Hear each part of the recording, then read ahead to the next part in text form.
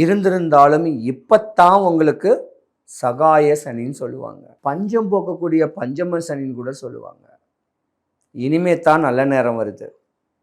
சனி பகவான் வக்ரபுத்தி ஆனா கூட உங்களுக்கு இனிமே இடையூறல் வராது.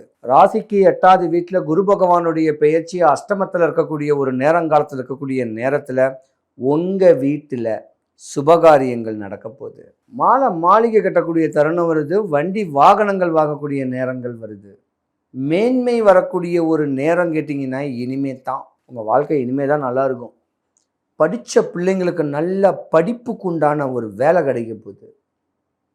நீங்கள் தாங்க வடபழனி முருகன் கோவிலுக்கு போகணும். படிக்கிற பிள்ளைங்க தான் நிறைய பேர் காவல்துறையில் இருப்பாங்க. நமது இந்திய திருநாட்டிற்கு வேண்டிய இராணுவ வீரராக நிறைய பேர் இருப்பீங்க. இந்த ஜாதகம்தான் போர்க்கொடி கொடி பிடிக்கக்கூடிய தருணம் உடையவங்க. அப்படியாப்பட்ட நேரம்லாம் உண்டு. ஒரு நாள் வடபழனி கோயிலுக்கு போயிட்டு வாங்க, உங்கள் தலையெழுத்தே மாறும். ஏதாவது ஒரு வழிமுறைகள், ஏதாவது ஒரு பரிகாரம், சின்ன ஒரு வழிபாட்டை செஞ்சுட்டு வாங்க. செவ்வாய்க்கிழமையில் ஒரு நாள் காலையோ மாலையோ போயிட்டு வந்தாவே உங்கள் எக்ஸ்ட்ரியே மாறக்கூடிய தருணம் உண்டு. இனி வருங்காலத்திலேயாவது நம்ம தெளிவாக வாழணும். ஏமாறக்கூடாது. யாரையும் ஏமாத்துற புத்தி உங்களுக்கு வராது.